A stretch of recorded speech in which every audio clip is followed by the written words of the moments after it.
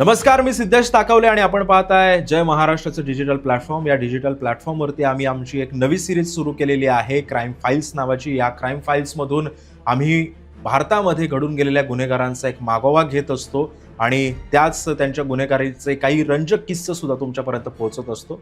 तर सुरुवात करूयात आजच्या या दुसऱ्या भागाला. आणि या दुसऱ्या भागामध्ये नेमक्या मी कोणत्या गुन्हेगाराविषयी तुम्हाला माहिती सांगणार आहे हे आपल्याला लगेचच कळणार आहे. जिस दिन करेगा मना सुरवे छाती पे वार करेगा, तो दुआ करूंगा ना ही वो दिन रमजान पे आए ना गुड़ी पाड़वा पे, ताकि ना तुझे भागने का मौका मिले और ना ही छुपने का रास्ता.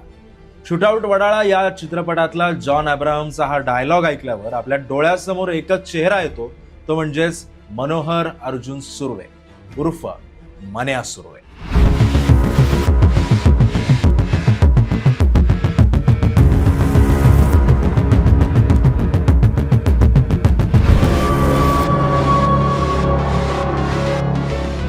एकोणीसशे 44 मध्ये रत्नागिरीतल्या रणपार या गावामध्ये मन्या सुर्वेचा जन्म झाला. 1952 मध्ये मन्याची आई आणि त्याच्या सावत्र वडिलांसह त्यांनी मुंबईमध्ये स्थलांतरित ते झाले. मन्याच्या कुटुंबानं एल्फिस्टन रोड आणि लोअर परळ या इथल्या वेगवेगळ्या भागांमध्ये चाळींमध्ये मन्याचं वास्तव्य होतं. मन्याचं एकंदरीतच सगळा बालपणीचा जो काळ होता तो याच चाळ्यांमध्ये त्याचा गेलेला होता.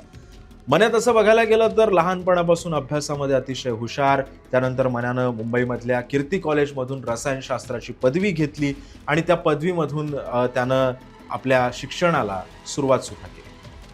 त्याला 78% गुण मिळाले होते. तेव्हा दादरमधल्या कीर्ती कॉलेजमधून उच्च शिक्षण घेतलेल्या मन्या सुर्वेला अखेर 1970 ते 80च्या दशकामध्ये मुंबईतल्या गुन्हेगारी विश्वामध्ये स्वतःचा दबदबा निर्माण केला. दाऊद इब्राहिमला आव्हान देणारा मराठमोळा डॉन अशी त्यानं एक छाप सर्व मराठी माणसांच्या आणि संपूर्ण महाराष्ट्रासह देशभरामध्ये उमटवली होती. मनोहर अर्जुन सुर्वे याला त्याच्या मित्रानं मन्या सुर्वे अशी हाक मारली आणि त्यानंतर मन्या हे नाव सर्वत्र प्रचलित झालं. पोलीस डायरीतून हे नाव गुन्ह्याच्या जगतामध्ये नोंदवलं गेलं. दाऊदच्या भावाची सगळ्यांसमोर हत्या करून स्वतःची दहशत निर्माण करणाऱ्या मन्या सुर्वेची कहाणी तशी चित्रपटांमध्ये आम्हाला सर्वांच्याच परिचयाची. पण आजही प्रत्यक्षात ज्यांनी मन्या सुर्वेची दहशत मुंबईमध्ये जवळून बघितली त्यांच्या सुद्धा काळजाचा थरकाप उडतो. तसं बघायला गेलं तर मुंबईमधल्याच कारागृहांमध्ये नाही तर पुण्याच्या येरवडा कारागृहातही मन्या सुर्वेची एकेकाळी रवानगी करण्यात आली होती. यावेळी कुख्यात गुंड सुहास भाटकरशी त्याचं वैर झालं आणि त्या वैरातून मन्याची जी वृत्ती बघितली पोलिसांनी आणि त्याच वृत्तीला बघून रत्नागिरीला त्याला हलवण्यात आलं. त्यानंतर तिथे त्यानं एक उपोषण सुद्धा केलं. तुम्हाला आश्चर्याची बाब वाटेल, त्यानं उपोषण सुद्धा केलं होतं रत्नागिरीला. तिथून त्यांना शिक्षा भोगून तो पुन्हा एकदा त्याच्या गुन्हेगारीच्या विश्वामध्ये तो सक्रिय झाला. मन्या सुर्वेच्या टोळीनं पहिला दरोडा 5 एप्रिल 1980 रोजी टाकला, ज्यामध्ये त्यानं एक अँबॅसिडर कार चोरली आणि नंतर त्या गाडीचा वापर करी रोड जवळच्या लक्ष्मी ट्रेडिंग कंपनीतून 5,700 रुपये लुटण्यासाठी करण्यात आला होता. 15 एप्रिलला सुर्वे आणि त्याच्या सहकाऱ्यांनी, म्हणजे सहकारी म्हणण्यापेक्षा त्याच्या टोळीनं धारावी झोपडपट्टीतल्या काला किल्ल्याजवळ शेख मुनीर, जो त्याचा अत्यंत विश्वासू मानला जाणारा जो मित्र होता आणि त्याच शेख मुनीरचा शत्रू शेख अजीजवर क्रूरपणे हल्ला केला आणि जवळपास त्याची हत्या केली.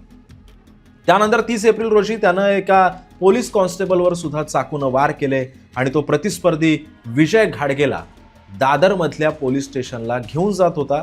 असे अनेक पराक्रम मन्या सुर्वेनं त्याच्या या गुन्हेगारीच्या काळामध्ये केलेले होते. त्यानंतर त्यानं दाऊदशी सुद्धा दुश्मनी घेतली. दाऊदच्या भावाला सुद्धा अक्षरशः त्यानं संपवलं आणि याच त्याच्या या सगळ्या टेररचा जो काही तो सीन होता तो त्याच्या चित्रपटामध्ये सुद्धा दाखवण्यात आलेला आहे. डोक्याच्या वर जेव्हा मन्या सुर्वेचं हे सगळं त्याचं ते काम जायला लागलं तेव्हा पोलिसांनाही समजलं की आता त्याला संपवण्याशिवाय दुसरा कुठलाच पर्याय त्यांच्यासमोर नव्हता. आजकाल आपल्या देशामध्ये एन्काउंटर हा शब्द अतिशय कॉमन पद्धतीनं घेतला जातो, पण देशातला पहिला एन्काउंटर झाला तो म्हणजे मन्या सुर्वेचा. त्याचं झालं असं 10 जानेवारी 1980 रोजी मुंबईतल्या आंबेडकर कॉलेज बाहेर एका ब्युटी पार्लरजवळ मन्या सुर्वे त्याच्या गर्लफ्रेंडची वाट बघत होता. त्यावेळी पोलिसांनी सापळा रचला आणि त्याला ठार केलं. मात्र त्यानंतर अनेक सवाल उपस्थित झाले, पोलिसांच्या कामगिरीवरती प्रश्नचिन्ह उपस्थित झाले आणि त्यानंतर पोलिसांना माध्यमांसमोर जाण्यासाठी सुद्धा भीती वाटत होती. मात्र पोलिसांनी काही स्पष्टीकरण सुद्धा दिली.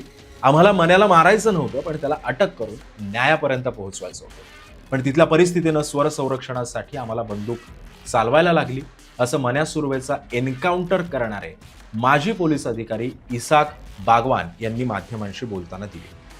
आज अनेक गुन्हेगार हे मन्या सुर्वेचं नाव घेऊन आता गुन्हेगारी विश्वामध्ये पाऊल ठेवतात. हिंदुत्ववादी डॉन अशी या मन्या सुर्वेची ओळख होती.